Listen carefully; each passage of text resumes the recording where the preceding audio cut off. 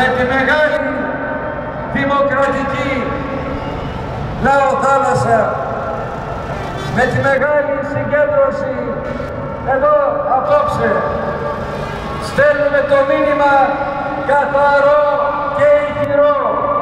Οι πολίτες γνωρίζουν πόσο κρίσιμη είναι η απόφαση την Κυριακή για την Ελλάδα και το μέλλον της. Κρίσιμη απόφαση την Κυριακή για το σήμερα, το αύριο, για την Ελλάδα. Και είναι εθνική πια η εντολή να σταματήσει ο κατήφορος.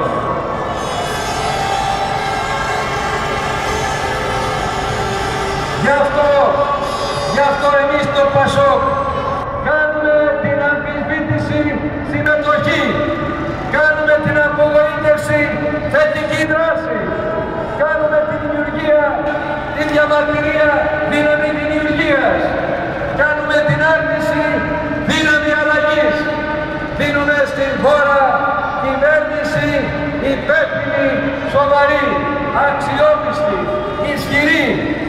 ισχυρή που χρειάζεται ο τόπος για να πάει μπροστά.